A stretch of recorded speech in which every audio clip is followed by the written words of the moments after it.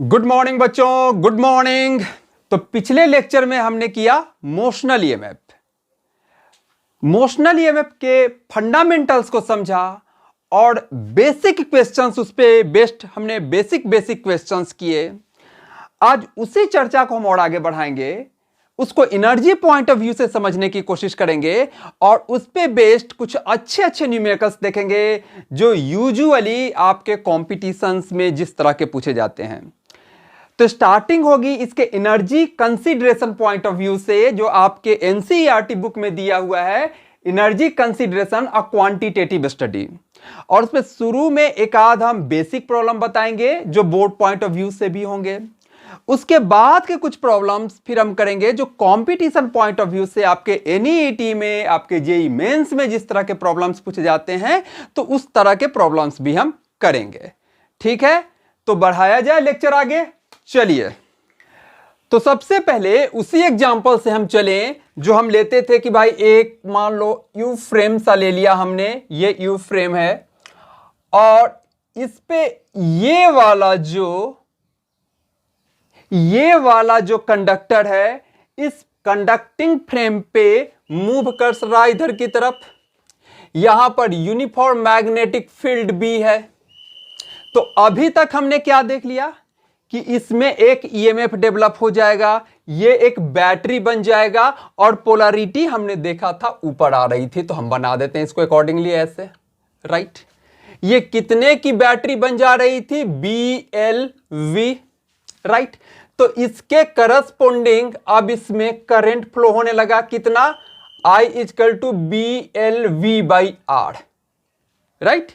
कितना current flow हो गया मेरा? I = BLV/R।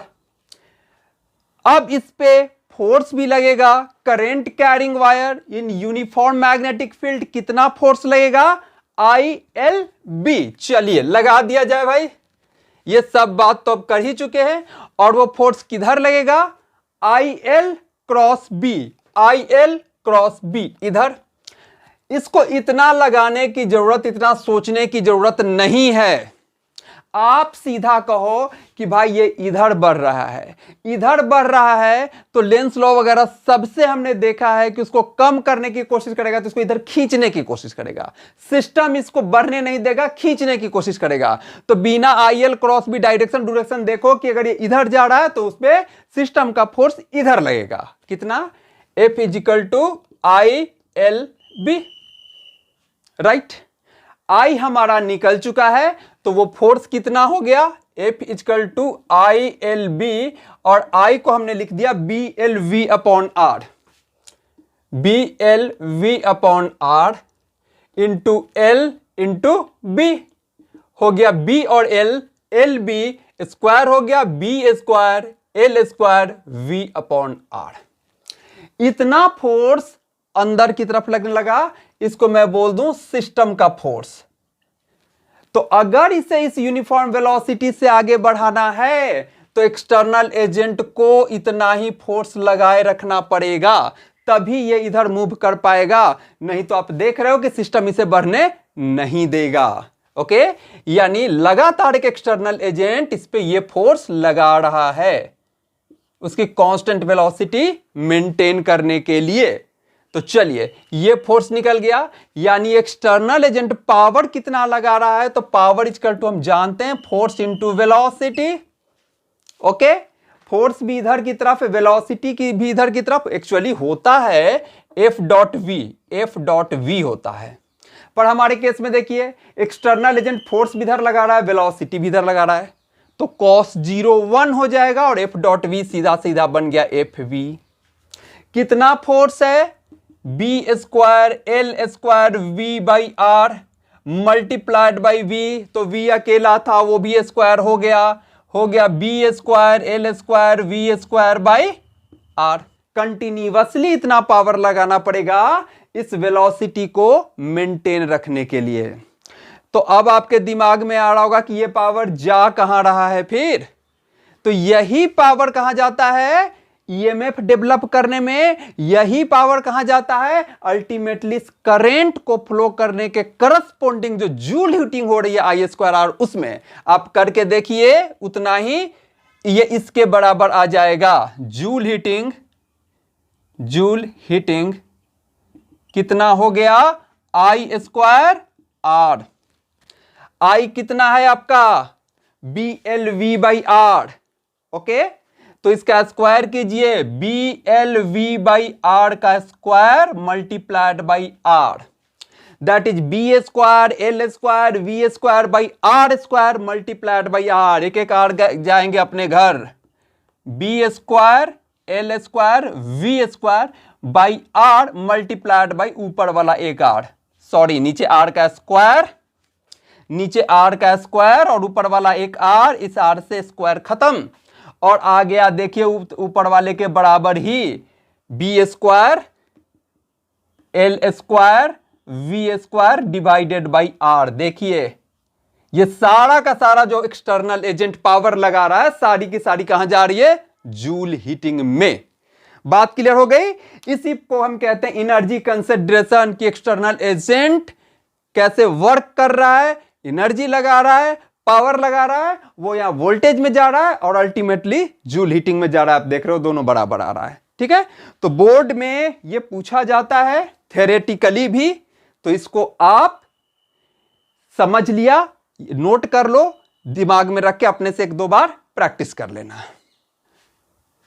कर लीजिए नोट, फिर मिटा करके आगे न्यूमेरिकल्स देखा जाए इस पे। ओके क्लियर, मिटाऊं, चलो चलिए क्वेश्चन लेता हूं। यहां पर एक रेजिस्टेंस है और यहां पर दूसरा रेजिस्टेंस है। ओके, ये भी रेजिस्टेंस आर है और ये भी रेजिस्टेंस आर है। बीच वाला जो कंडक्टिंग वायर है जो इस पे स्लाइड कर सकता है, उसका भी रेजिस्टेंस आर है, इसका भी रेजिस्टेंस आर है। और वो इन दोनों के ये जो रेल टाइप का सिस्टम बन रहा है, इस पे ये v वेलोसिटी से इधर स्लाइड कर रहा है, वही कहानी मोशनल ईएमएफ वाली। ओके, तब हमसे पूछ रहा है कि इन सारे ब्रांचेज में कितना करंट होगा।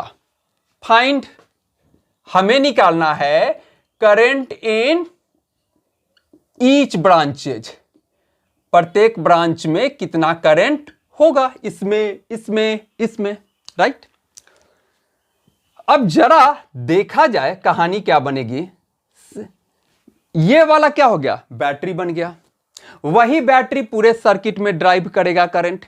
बना दें बैटरी, BLV लगाएं, काम खत्म करें, हटा दें बाकी को। ओके, तो चलिए यहां पर इसके करस्पॉन्डिंग मैंने बैटरी बना दी।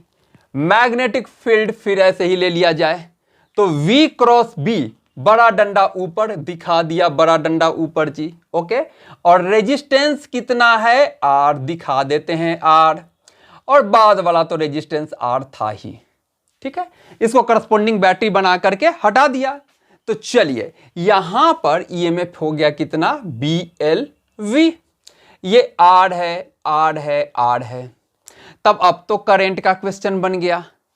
अब तो ये बैटरी है, ये रेजिस्टेंसेस हैं, तो कितना करंट है वो निकाल लेते हैं।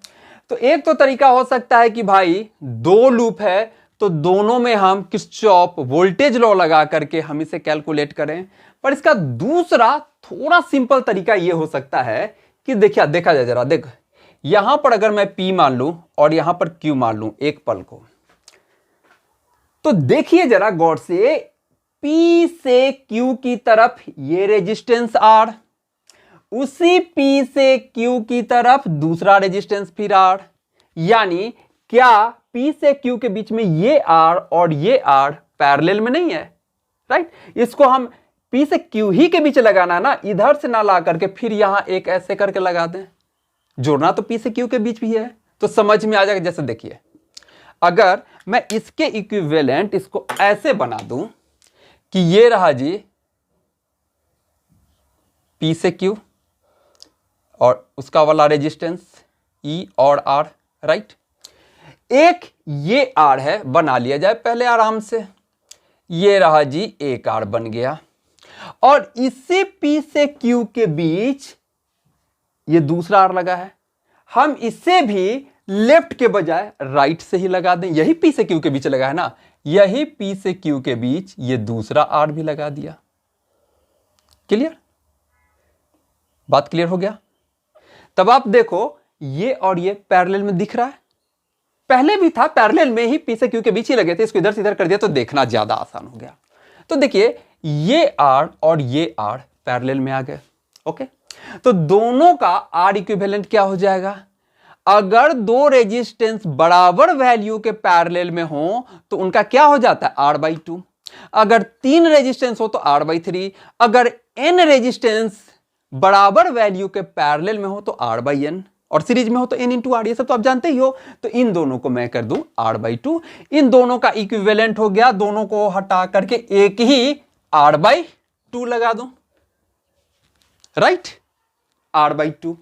अब तो देखिए बड़ा सिंपल आसान हो गया ना, एक ही लूप हो गया। अब ये इस लूप में क्या करंट फ्लो कर रहा होगा निकाल लेंगे हम, ठीक है? तो यहां क्या करंट फ्लो कर रहा होगा? I = हम कहेंगे कि E कितना है भाई, divided by R net, net R। तो इस R के साथ R/2 अब सिंगल लूप बन गया तो सीरीज में आ गया, कर दिया जाए E/R प्लस R/2। ओके, और E मेरा कितना? BVL, मोशनल EMF, तो हो गया BVL बाई 3R/2। तो 3R/2, 2 को ऊपर लेके चले गए। क्लियर? क्लियर हो गया? Twice of BVL/3R। यहां से वो करंट जा रहा है, इसमें फ्लो कर रहा है। अब आपका क्वेश्चन था कि तीनों ब्रांच में अलग अलग बताइए कितना होगा, तो फिर इसको खोल करके आप दोनों ब्रांच अलग अलग कर लो, आपको समझ में आ जाएगा। ये देखो, एक बार आपको यहां से करंट तो निकल गया ना कि ये करंट आई जा रहा है ट्वाइस ऑफ BVL/3R। तो अब देखो, जब एक बार आपको करंट पता चल गया तो अब सीधा सीधी सिमिट्री लगा दो, यहां और यहां। आपको ये तो पता चल गया ना भाई कि यहां से ट्वाइस ऑफ BLV/3R जा रहा है, तो यही दोनों तरफ तो सिमिट्रिक ही है, यहां से इधर भी और उधर भी सिमिट्रिक ही है। तो इसका आधा इधर चला जाएगा और आधा इधर चला जाएगा, यानी I/2 इस ब्रांच में आ जाएगा और I/2 इस ब्रांच में आ जाएगा। ट्वाइस BLV/3R का आधा BLV/3R, यानी इधर से भी जो करंट होगा, इसको मान लेता हूं मैं I1 वो भी हो गया BLV/3R। इसका आधा 2 उड़ गया, और इधर से भी वही हो गया, कितना? BLV/3R। क्लियर? डायरेक्शन भी समझ में आ गया कि यहां से चलेगा और इस ब्रांच में ऐसे और इस ब्रांच में ऐसे। क्लियर? और फिर यहां से आएगा, यहां से आएगा और फिर इसमें दोनों घुस जाएगा। BLV/3R, BLV/3R, दोनों जुड़ के फिर यहां ट्वाइस BLV/3R। क्लियर? चलिए, तो थोड़ा सा रेजिस्टेंस के साथ जोड़ करके, रेजिस्टेंस के नेटवर्क के साथ जोड़ करके हमने देख लिया। अब जरा एक कैपेसिटर के साथ जोड़ करके देखते हैं क्या बनता है। मिटाऊं? इस बार इसको एक कैपेसिटर के साथ अटैच करते हैं और हॉरिजॉन्टल सिस्टम को ना रख करके वर्टिकल रखते हैं कि mg भी पिक्चर में आ जाए। तो देखिए, इस तरह का सिचुएशन ले लिया, मेरा यू फ्रेम इस बार वर्टिकल है, ऐसा ये वर्टिकल है फ्रेम, और इस पे ये स्लाइडिंग वाला जो कंडक्टर है ये रहा, पर ये वर्टिकल है तो mg भी इस पे लगेगा, राइट? और यहां पर मैं रेजिस्टेंस वगैरह की ना एक इस बार कैपेसिटर लगा दूं C। ओके, तो अब क्वेश्चन यह है कि बताइए कि इसका डाउनवर्ड एक्सीलरेशन A कितना है। क्लियर? अगर ये तामझाम ना होता, ये सिर्फ रॉड गिर रहा होता तो G एक्सीलरेशन से गिर रहा होता। अब क्या होगा सिचुएशन देखें।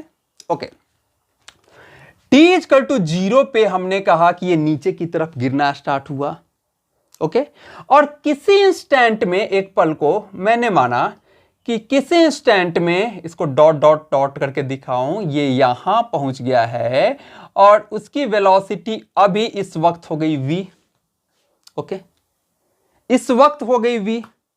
तो अब इस वक्त इसमें, इस इंस्टेंट पे इसमें एक ईएमएफ डेवलप हो गया, कितना, BLV। ओके, और चलिए इसको मैं डार्क ही कर देता हूं और साइड में लिख देता हूं कि t=t समय, तो समझने में आसानी हो जाएगी।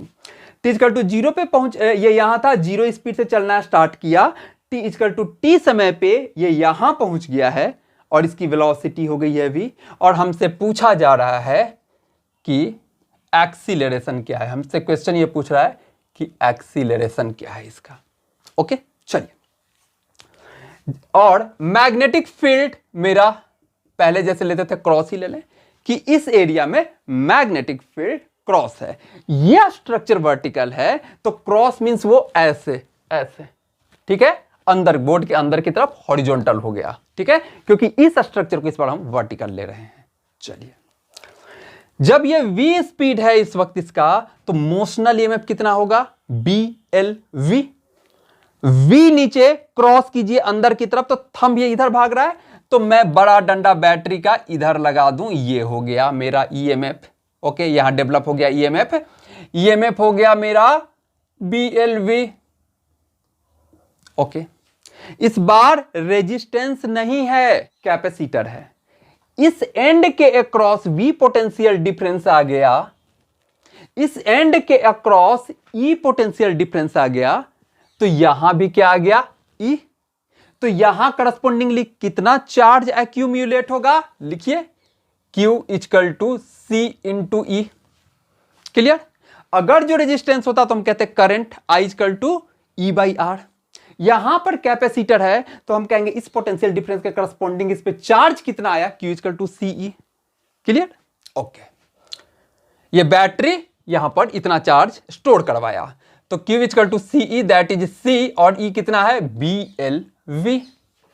ओके, तब इसमें करंट कितना होगा, क्योंकि अल्टीमेटली आपसे पूछ रहा है एक्सीलरेशन। एक्सीलरेशन के लिए हमें चाहिए नेट फोर्स। mg तो दिख रहा है भाई कि mg लग रहा है, पर इस करस्पॉन्डिंग सिस्टम के कारण जो यहां I करंट होगा तो ILB ऊपर भी तो लगेगा, तो net force mg minus ILB हो जाएगा ना, ठीक है। तो Q हमें पता चल गया कि इस इंस्टेंट पे इतना है, तो उस Q के जो लगातार Q स्टोर हो रहा है, तो दोनों, ये इसमें करंट फ्लो हो रहा है ना, इस वायर में करंट फ्लो हो करके ही तो यहां चार्ज स्टोर करा रहा है, वो करंट कितना हो गया इस बार कैसे निकालेंगे, BLV/R से नहीं, dQ/dt से। क्लियर? dQ/dt, dQ/dt, यानी CBL तो कांस्टेंट है, हो गया कितना मेरा, dV/dt। और dV/dt क्या है, इसका एक्सीलरेशन है, राइट। तो मैं लिख दूं CBLA। ओके, ये निकल गया I, तो अब I निकल गया तो इस पे फोर्स कितना लगेगा, ILB। फोर्स ऑफ सिस्टम का फोर्स कहते हैं उसे, जो उसे ऊपर खींचेगा। ये नीचे आ रहा है तो सिस्टम का फोर्स ऊपर खींचेगा, कितना, ILB से। तो दैट इज I मेरा आ गया CBLA इंटू फिर से LB, यानी CB² L² इंटू A।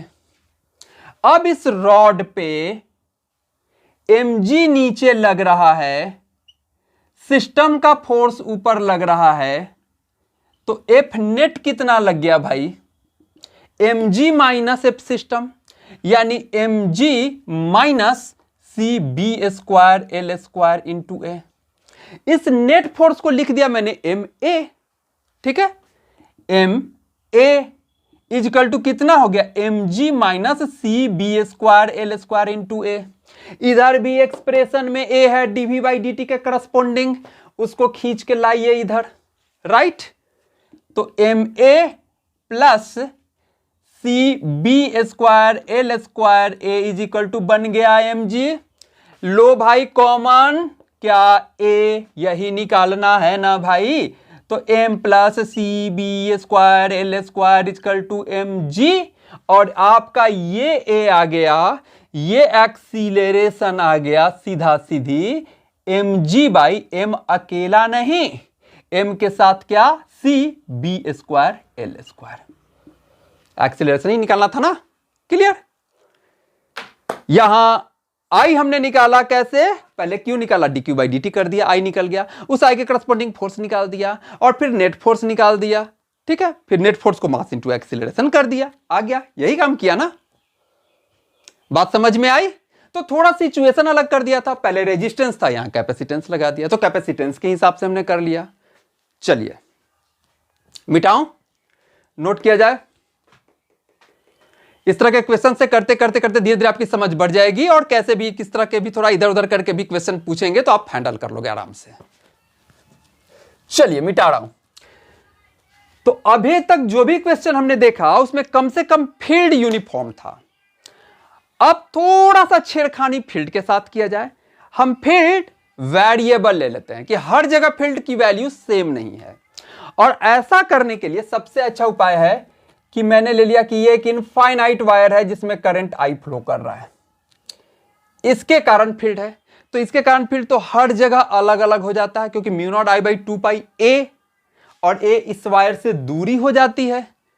तो अगर हम कोई स्ट्रक्चर लेंगे तो अलग अलग दूरियों के लिए अलग अलग फील्ड हो जाएगा।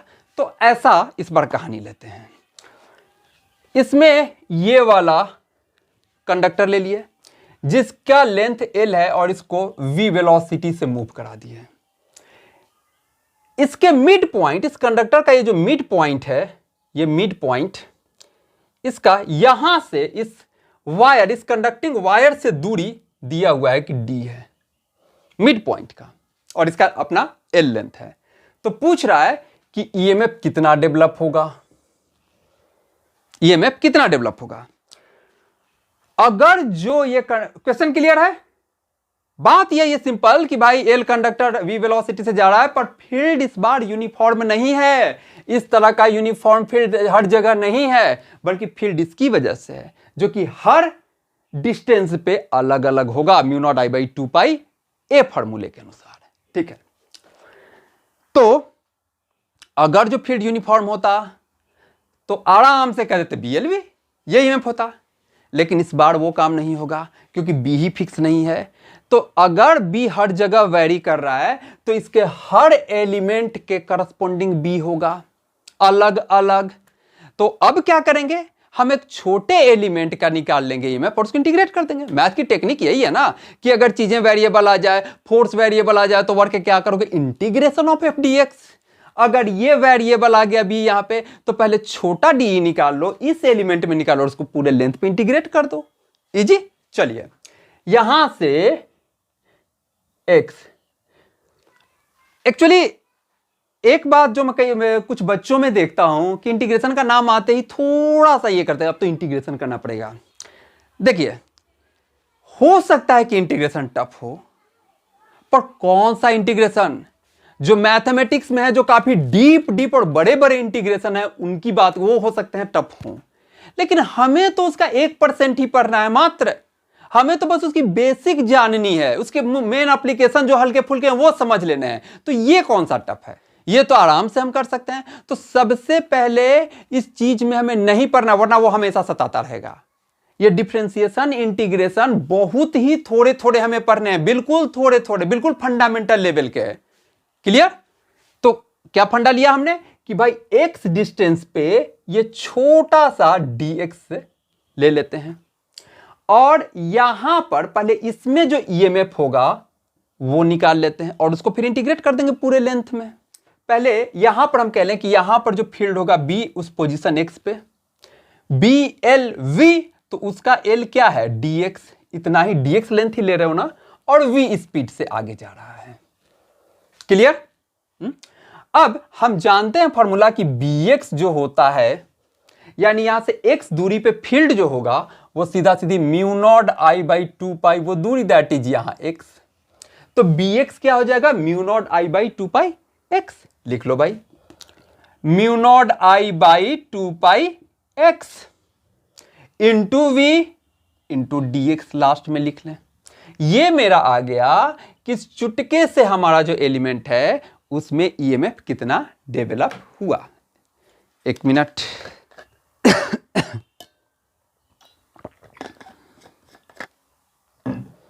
क्लियर? तो अब इसी को इंटीग्रेट कर दें हम पूरे इस लेंथ के लिए, यानी इस पूरे ए बी रॉड के लिए। तो चलिए कहां से कहां करेंगे हम। Mu naught I V by 2 pi, ये तो बाहर ही है, और यहां डी एक्स बाई एक्स, इसको इंटीग्रेट करें। देखिए इंटीग्रेशन करने में हमारा वेरिएबल क्या है, एक्स। कहां से कहां तक वेरी कर रहा है, तो यहां से यहां तक वेरी कर रहा है, यानी ए पॉइंट से बी पॉइंट तक में पूरा का पूरा लेंथ आ जाएगा। तो आप ये एक्स जो दूरी है वो ए पॉइंट के करस्पॉन्डिंग कितनी हो गई, तो देखिए आप यहां से यहां, ये सेंट्रल पॉइंट है, ये मिड पॉइंट है। तो ये अब आप देख लीजिए इसको थोड़ा सा यहां मैं ऐसे ड्रॉ कर दे रहा हूं। अगर ये पूरा लेंथ एल है, ये इसका है मिड पॉइंट को मैंने ओ कह दिया, ये ए है और ये है बी। ओके, पूरा लेंथ एल है तो ये हो गया कितना, एल बाई 2 यहां से लेके यहां तक, क्योंकि वो मिड पॉइंट है, और ये भी हो गया फिर एल बाई 2।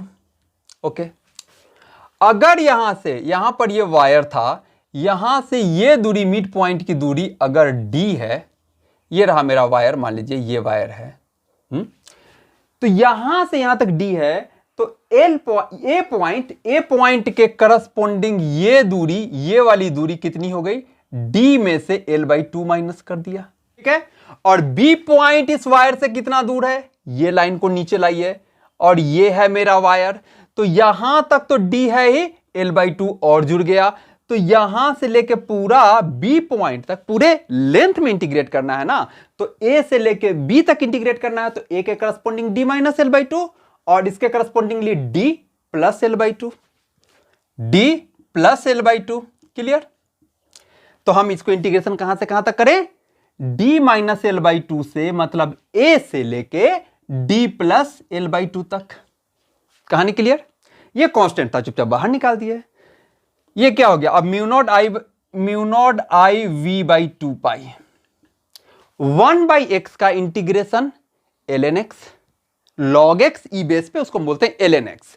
1 बाई एक्स का इंटीग्रेशन क्या होता है, इंटीग्रेशन 1 बाई एक्स का होता है एल एन एक्स। डायरेक्ट याद रखना है हमें। ओके, लिख देते हैं यहां पर एल एन एक्स। लिमिट कहां से कहां तक, डी माइनस एल बाई 2 से लेके D plus L by 2, D minus L by 2 से डी प्लस एल बाई 2। एक बार अपर लिमिट माइनस एक बार लोअर लिमिट, तो L N D plus L by 2 में से minus L N lower limit D minus L by 2, right. और log की property क्या होती है कि log m minus log n को हम लिख सकते हैं लॉग m बाई n। यहां प्लस रहता है तो log m into n, minus है तो लॉग m बाई n लिख दो।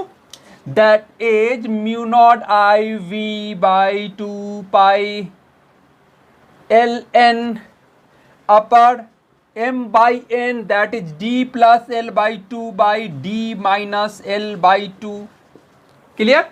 चलिए, that is mu naught I V by 2 pi और L N 2d plus l divided by, अगर मैं इसे ऐसे लिखूं 2d प्लस l बाई 2, थोड़ा और अरेंज करके 2d plus l by 2 divided by 2d minus l by 2।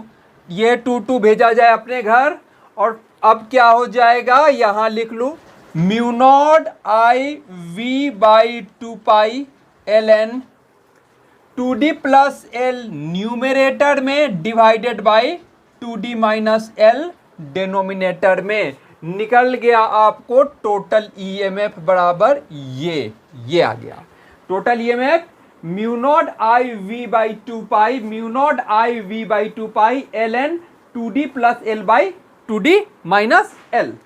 Clear? चलिए नोट किया जाए,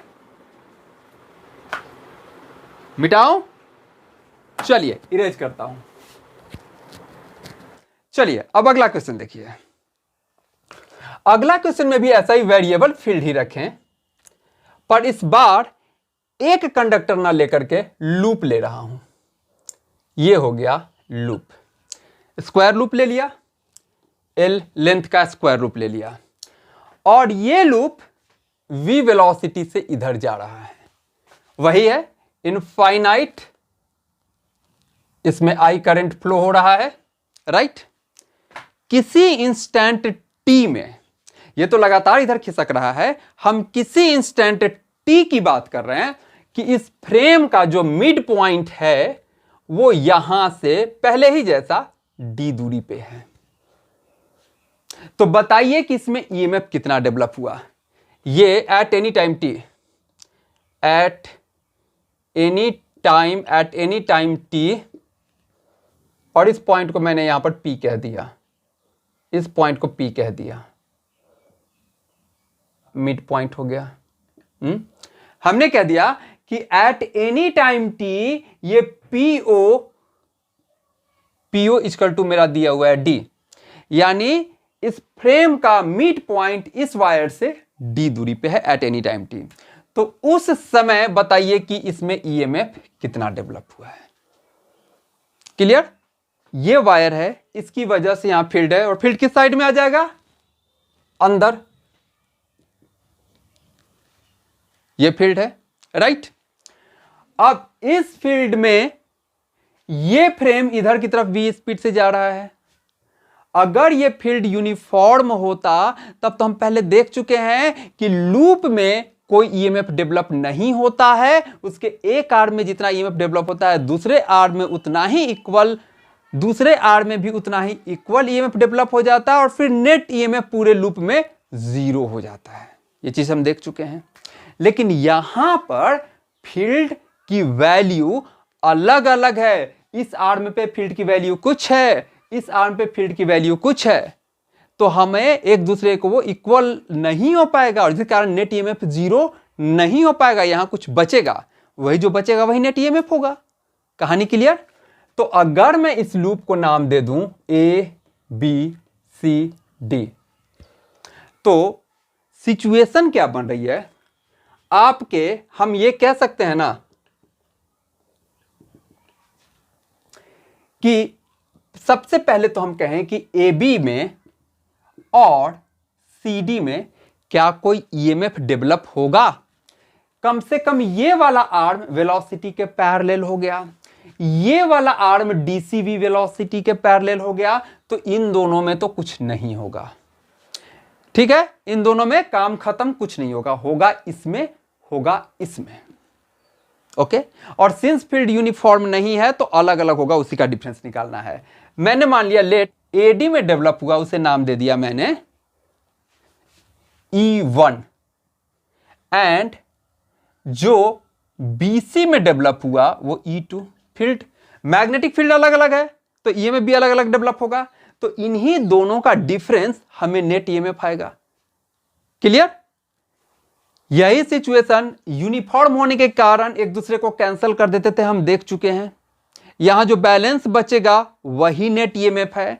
तो हमारा जो नेट ईएमएफ पूछा गया है ई नेट, वो सीधा सीधी E1 माइनस E2 यही निकाल देना है हमें। कहानी क्लियर?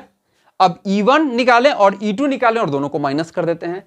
तो आइए यहां पर E1 क्या हो जाएगा, तो यहां पर जो मैग्नेटिक फील्ड है उसको नाम दे दिया हमने B1, और यहां पर जो मैग्नेटिक फील्ड है उसे B2 नाम दे दिया। तो यहां पर जाएगा BLV, राइट। यहां का magnetic field into L into V, और मैग्नेटिक फील्ड आप देख लो ना परपेंडिकुलर, इसके कारण ऐसे अंदर की तरफ, तो तीनों परपेंडिकुलर है, हम आराम से BLV तो लगा ही सकते हैं। तो इस पर देखें, इस पर लगाएं B1 LV, और E2 क्या हो जाएगा हमारा B2 LV। तो नेट E क्या बना हमारा E1 minus E2, L V को निकालो जी, तुम रहो बाहर, B1 B2 को अंदर भेजो। क्लियर? एल वी, अब बताओ B की वैल्यू इनफाइनाइट वायर है, इसके कारण यहां पर कितना होगा? तो अभी जो पिछला वाला केस किया था, क्या उसी से ये वाला लेंथ L है, तो क्या ये वाला मेरा D minus L by two और ये वाला मेरा D plus L by to नहीं हो गया था जैसे पिछली बार किया था? तो B1 के करस्पॉन्डिंग जो कि होता है म्यू1 I बाई 2 पाई, ये दूरी, ये वाली दूरी, तो वो मेरा है D minus L by to. तो B1 के करस्पॉन्डिंग में लिखूं म्यू नॉट I बाई 2 पाई, वो वाली दूरी A, that is D minus L by to, जो पिछला क्वेश्चन में किया था, में से B2 इसका वही म्यू नॉट I बाई 2 पाई, इस बार D plus L by to. Clear? फिर जो कॉमन है सबको खींच के निकाला जाए बाहर, तो हो गया mu naught I L V by 2 पाई, सबको निकाला जाए आराम से बाहर। अंदर में सिर्फ हो गया यहां 1 by D minus L by to minus 1 by ये हो गया D plus L by to. Clear? Mu naught I, बाहर वाले को रहने दो भाई, प्रेम से तुम रहो आराम से, डिस्टर्ब नहीं करने का। ये गया इधर, क्या हो गया D plus L by to, minus ये गया इधर, क्या हो गया D minus L by to, divided by D minus L by two और D plus L by to, D plus L by to, right. ये D पॉजिटिव, ये D negative भेजा जाए घर, ये L बाई टू पॉजिटिव और ये भी माइनस माइनस मिलके L by two positive, L by two और प्लस L बाई टू मिलके पूरा का पूरा L। ये L इस बाहर आकर के प्रोडक्ट में इस L को कर गया L स्क्वायर। फिर से L by two positive minus minus L by two फिर से पॉजिटिव, आधा L मिलके पूरा L, वो L इसके साथ मल्टीप्लाई हो गया L स्क्वायर। क्लियर? तो हो गया mu naught I L square V by 2 pi, numerator तो निपट गया। यहां लिख दीजिए आप, इसको क्या लिखेगा? D minus L by to, D plus L by two, और फर्दर अगर आप सोल्व करना चाहते हैं तो कर दिए 2D minus L by two, 2D minus L by two और इसको 2D plus L by two is equal to, ये 2 एक 2 यहां से गया, एक 2 को ऊपर भेज दीजिए तो फाइनल आंसर आपका बन जाएगा mu naught I L square V divided by 2D minus L into 2D plus L, 2D minus L और इधर आ गया 2D प्लस एल, ये आ गया फाइनल आंसर, ये वाला। इतना EMF डेवलप होगा। Twice of mu naught I L square V by 2D minus L into 2D plus L. Clear? पिछले क्वेश्चन जैसा ही, थोड़ा सा चेंज।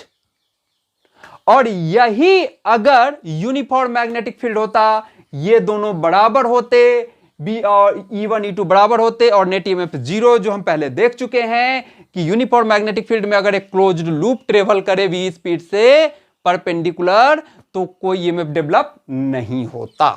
चलिए, क्लियर? नोट किया जाए, नोट किया जाए, नोट किया जाए। मिटाऊं? चलिए, ओके। तो ठीक है, मोशनल EMF को हमने थोड़ा और अच्छे तरीके से समझने की कोशिश करी, कुछ और प्रॉब्लम देखे। तो इस लेक्चर को मैं यहीं पे खत्म करता हूं। अब यहां पर सारे केसेस हमने ट्रांसलेशनल के देखे। अगले लेक्चर में रोटेशन के कारण कितना EMF डेवलप होगा, उस चीज को देखेंगे। तो ठीक है, मन लगा के पढ़ते रहिए। थैंक यू बच्चों।